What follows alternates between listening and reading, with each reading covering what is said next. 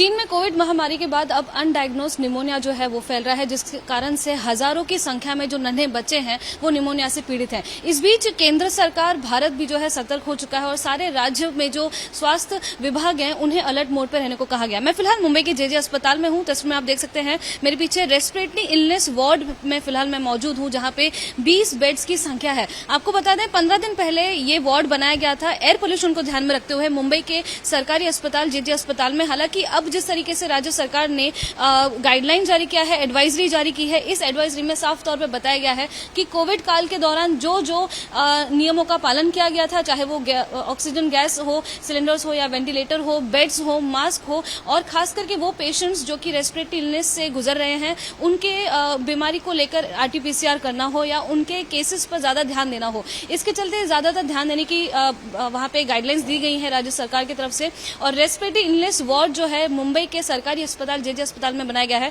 मेरे साथ पल्लवी सापले मैडम जी हैं, जो कि एक पीडियाट्रिशियन है और डीन है जेजे अस्पताल की। मैम, क्या कहना चाहेंगे जिस तरीके से चीन में एक बार फिर से मामले जो हैं एक अनडायग्नोज निमोनिया के बताए जा रहे हैं, तो कहीं ना कहीं केंद्र सरकार भी सतर्क हुई है। राज्य सरकार में, सरकारी अस्पताल में क्या तैयारी? जो चीन में केसेस बढ़े हैं उस पर सेंट्रल गवर्नमेंट ने थोड़ी एडवाइजरी दी है। वो डायरेक्टली हमारे पास नहीं आई है, लेकिन हम उसके बारे में जानते हैं। और क्योंकि ये मुंबई का सबसे बड़ा गवर्नमेंट हॉस्पिटल है, तो उस हिसाब से हमने तैयारियां शुरू की है। एक कमिटी बनाई है जिसमें हेड ऑफ डिपार्टमेंट मेडिसिन, बाल रोग चिकित्सा के हेड और कम्युनिटी मेडिसिन के हेड, ये इन नंबर्स पे निगरानी रखेंगे। जरूरत पड़े उन केसेस की आरटीपीसीआर होंगे, जो गवर्नमेंट गाइडलाइंस ही कह रही है। और अगर कुछ नए गाइडलाइंस आएंगे, जो कुछ नए प्रिकॉशंस आएंगे, तो वो हम सारे इम्प्लीमेंट करेंगे। आपने जैसे बताया, ये वार्ड हमारा रेडी ही है। कोई इमरजेंसी केसेस आए उसके लिए। आप जानते हैं कि 15 दिन पहले एयर पोल्यूशन बहुत था। फॉर्चुनेटली दिवाली के पटाखों का अभी नंबर कम हो गया है, बारिश आ गई है, तो एयर पोल्यूशन की समस्या कम हो गई है। और रेस्पिरेटरी केसेस जो है, सांस की बीमारियां, ये टिपिकली इन सर्दियों के दिनों में बढ़ती है।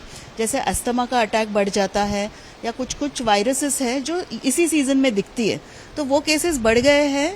लेकिन अभी हमारे जो मौजूदा वार्ड है मेडिसिन या पीडियाट्रिक्स, उसमें ये सारे पेशेंट समा रहे हैं। ओपीडी की संख्या थोड़ी बढ़ गई है, ओपीडी थोड़ी लंबी चल रही है।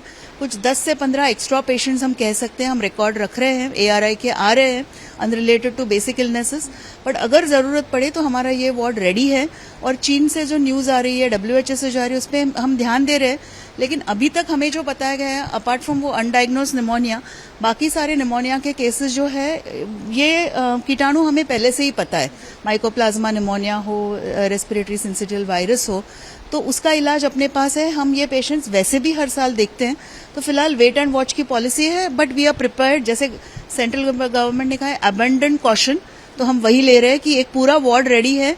यहाँ जरूरत पड़े तो नेबुलाइजर्स और वेंटिलेटर्स हम लाके रखने वाले हैं, बट फिलहाल उनकी जरूरत नहीं लग रही। महाराष्ट्र हेल्थ डिपार्टमेंट की तरफ से जैसे बताया गया है कि कोविड काल के दौरान जो जो चीजों पे ध्यान दिया गया था, चाहे वो गैस सिलेंडर्स हो, वेंटिलेटर हो, और जिन मरीजों की तबीयत खराब है आरटीपीसीआर करना हो, तो क्या अब आपके अस्पताल में आरटीपीसीआर की नौबत आई है, करने की जरूरत पड़ रही है? नहीं, हमारे यहाँ आरटीपीसीआर कभी रुका नहीं है। और कोविड वार्ड आज भी हमारे जेजे ग्रुप ऑफ हॉस्पिटल्स में, सेंट जॉर्ज में अभी भी मौजूद है, लेकिन यहाँ एक भी पेशेंट नहीं है। बट सेंट्रल गवर्नमेंट ने, आपने सही कहा, सेंट्रल गवर्नमेंट ने जो प्रिकॉशंस कही है कि जो कोविड के वक्त जो प्रिकॉशनरी मेजर्स दिए थे वही इम्प्लीमेंट कर रहे हैं, वो हम करने वाले हैं। और जरूरत पड़े उन पेशेंट्स का not only RTPCR but genomic sequencing भी उन्होंने एडवाइस किया है, तो जरूरत पड़े तो हम वो भी करने वाले हैं। हालांकि अभी फिलहाल जरूरत पड़ी नहीं है, मामले बिल्कुल नहीं है। यस, बिल्कुल सही, अभी बिल्कुल कुछ नहीं है। नागरिकों को क्या कहना चाहेंगे? क्या कुछ टेंशन लेने की जरूरत है? किस तरीके से सतर्कता बरतने की जरूरत है? किस तरह से वो सेफ रखें? नहीं, जो कोविड में प्रिकॉशंस थे बेसिक वही रखने हैं। जिनको एलर्जी की टेंडेंसी है, जिनको एस्थमा है, वो अगर मास्क पहनेंगे तो उनको ज्यादा रिलीफ मिलेगी। अगर कोई इन्फेक्टेड पेशेंट के पास जा रहे हैं तो हाथ अपने साफ रखे, वो जो कोविड के वक्त त्रिसूत्री बताई गई थी वही करनी है। और जिनको कोमॉर्बिडिटीज है, इन बीमारी के लिए नहीं कह रही हूँ, लेकिन कोई भी बीमारी आपको कोमॉर्बिडिटी रहेगी तो बढ़ती है, तो आपका ब्लड प्रेशर, आपका ब्लड शुगर चेक करते रहिए और देखिए कि वो नॉर्मल है, बस। जैसे कि आप देख सकते हैं मेरे साथ पल्लवी मैम थी यहाँ पे, और ये वार्ड जो है पूरी तरीके से उन मरीजों के लिए बनाया गया है अगर वो निमोनिया से पीड़ित होते हैं। हालांकि ऐसी नौबत अब तक फिलहाल मुंबई में आई नहीं है और ऐसी आएगी भी नहीं। और मेरे पीछे पूरा स्टाफ देख सकते हैं, ये पूरा जो एरिया है पूरी तरीके से स्टाफ भी तैयार है, सब लोग तैयार हैं। हालांकि ऐसी नौबत अब तक आई नहीं है और ये कहीं ना कहीं एक गुड न्यूज है कि महाराष्ट्र, मुंबई समेत पूरा जो इंडिया है अब तक ऐसे मामले बड़े नहीं हैं और बढ़ने भी नहीं चाहिए, क्योंकि इसमें नन्हे बच्चे इन्वॉल्व हैं। हालांकि जो पल्लवी मैम थी, जो कि डीन है, पीडियाट्रिशियन है, एक्सपर्ट हैं, उनका यही मानना है कि ऐसे मामले बढ़ेंगे भी नहीं, क्योंकि ये जो निमोनिया है ये नोन है, अनडायग्नोस नहीं है, इसके बारे में सबको पता है, तो इसका इलाज भी सबको पता है। कैमरा पर्सन अनिल पवार के साथ मैं लता शर्मा, एबीपी न्यूज मुंबई।